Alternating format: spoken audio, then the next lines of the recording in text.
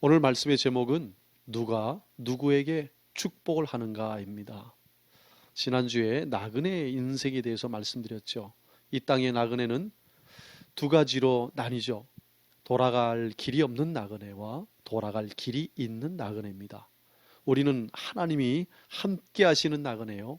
하나님이 정확하게 안내해 주셔서 길을 잃어버리지 않고 본향으로 돌아가는 나그네입니다. 여러분, 오늘 말씀에는 드디어 야곱과 요셉이 상봉을 하고요. 아버지와 아들의 감격스러운 재회였습니다. 이 후에 야곱은 요셉의 인도를 받아 바로 왕 앞에 서게 되지요. 그래서 47장 7절의 말씀을 읽어보시면 요셉이 자기 아버지 야곱을 인도하여 바로 앞에 서게 하니 야곱이 바로에게 축복하매. 야곱은 왕을 만나서 제일 먼저 무엇을 했습니까? 축복을 했죠.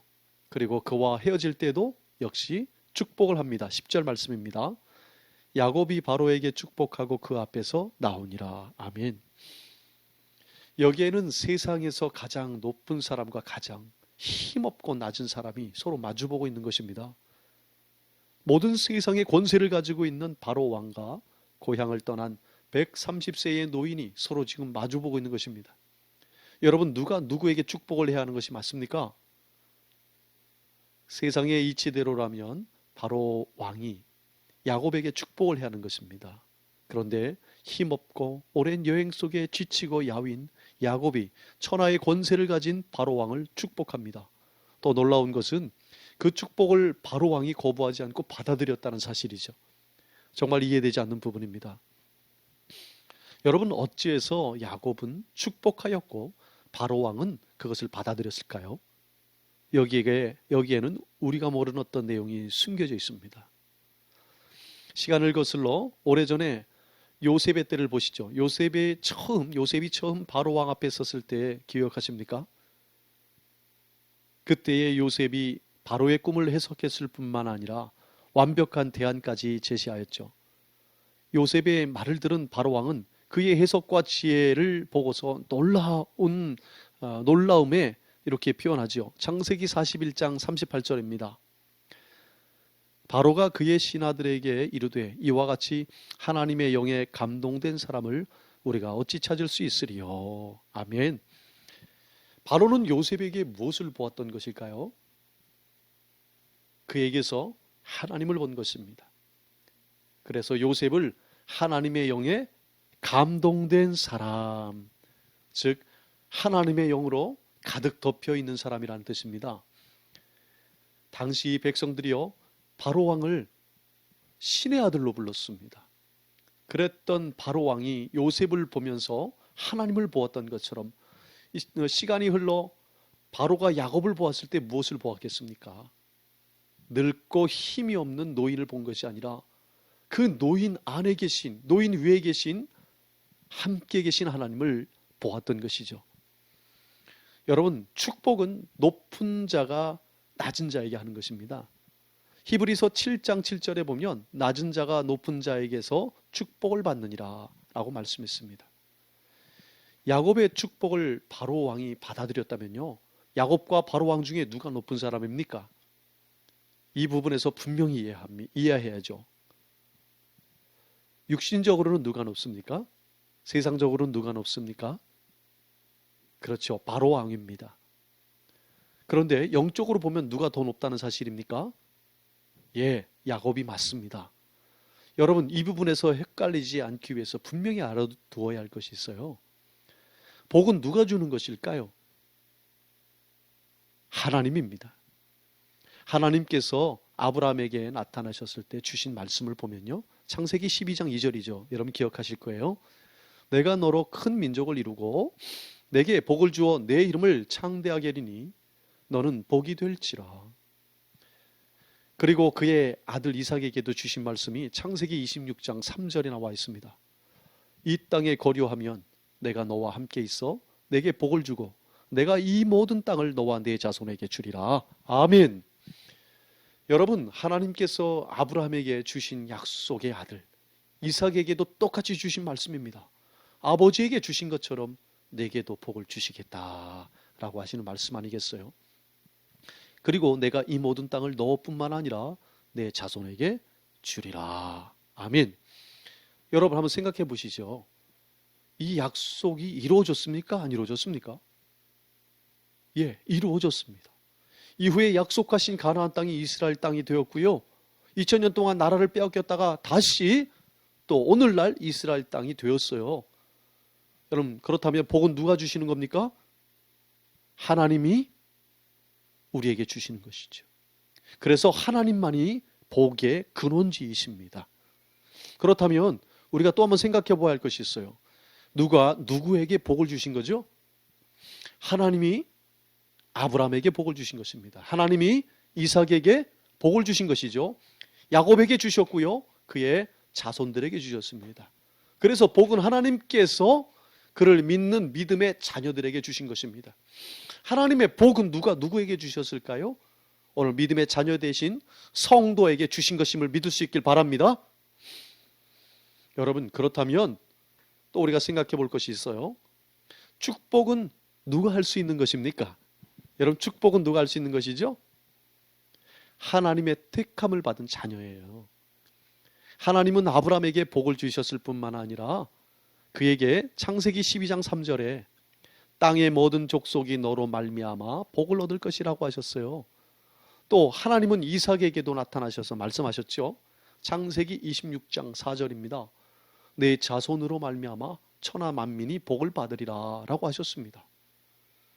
여러분, 이것은 하나님이 아브라함과 그 자손들에게 복을 주셨고 주신 복이 그가 서 있는 곳, 그 자녀들이 서 있는 곳, 하나님의 자녀들이 서 있는 모든 곳에 흘러 어디로 갑니까? 주변 사람들에게 흘러간다는 얘기예요.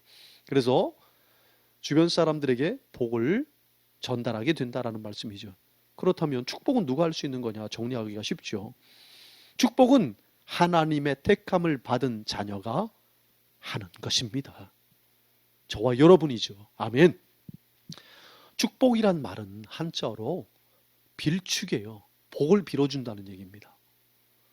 그러면 우리가 만나는 사람을 향하여 우리가 복을 빌어주면 그게 축복이라는 거예요. 그리고 그 복이 흘러간다는 겁니다. 이게 축복이에요. 여러분, 은혜는 강물과 같아서 어디로부터 어디로 흘러간다고 했죠? 위로부터 아래로 흘러갑니다. 하나님으로부터 자녀에게 흘러가는 것이 은혜예요. 히브리서 7장 7절에도 논란의 여지 없이 낮은 자가 높은 자에게서 축복을 받느니라 라고 말씀하셨습니다. 여러분, 축복도 높은 사람에게서 낮은 사람에게 흘러가는 것이 맞습니다. 육신적으로는 바로왕이 높은지만 그렇지만 영적으로는 야곱이 높은 것입니다. 육신적으로 우리가 회사의 오너나 상사를 보면 그들이 높습니다. 인정해 주어야 합니다. 그러나 영적으로는 그들이 높은 것이 아니라 하나님 자녀된 사람이 높은 것입니다. 할렐루야.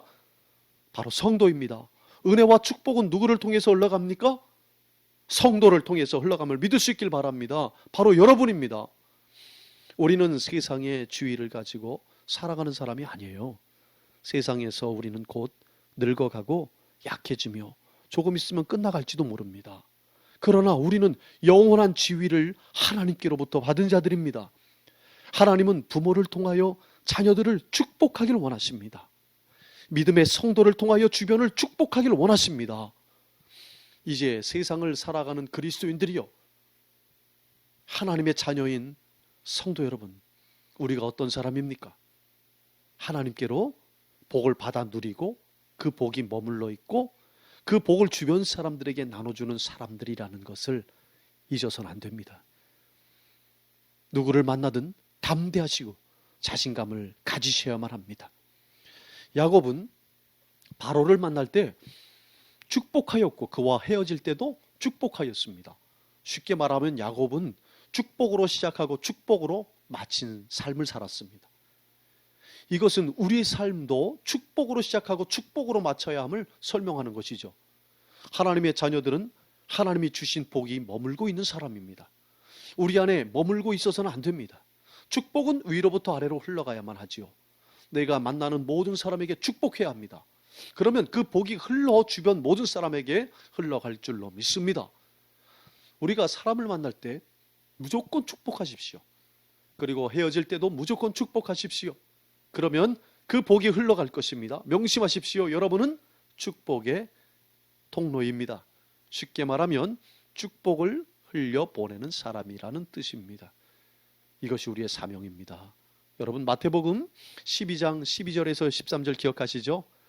또 집에 들어가면서 평안하기를 빌라. 그 집이 이에 합당하면 너희 빈 평안이 거기 말 것이요 만일 합당하지 아니하면 그 평안이 너희에게 돌아올 것이라. 여러분 누구를 만나든지 어떻게 하라고요? 축복하십시오.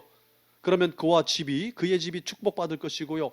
만약에 그가 복을 받기 합당하지 않으면 그 축복은 여러분에게, 우리에게 다시 돌아올 줄로 믿습니다. 여러분 우리가 누구입니까? 하나님의 자녀죠. 축복의 자녀임을 기억할 수 있길 바랍니다. 여러분 그래서 우리가 지금 코로나 바이러스 팬데믹 현상 가운데에 우리가 축복하는 사람들은 여유가 있는 사람이에요. 영적인 여유가 있는 사람이에요. 그래서 직장에 어딜 가든 복이 있을지어다 라고 해야 합니다.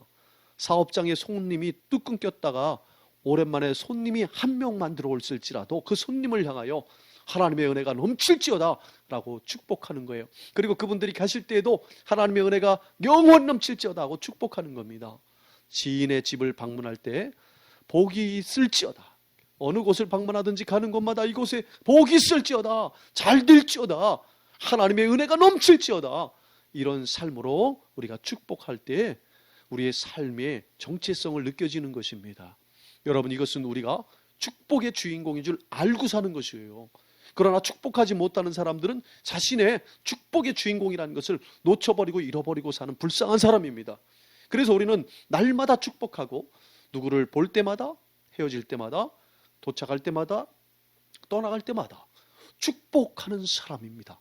하나님은 이런 축복하는 사람을 통해서 일하십니다. 어디를 가든지 그러한 믿음이 있어서 믿음의 역사가 나타나는 것입니다.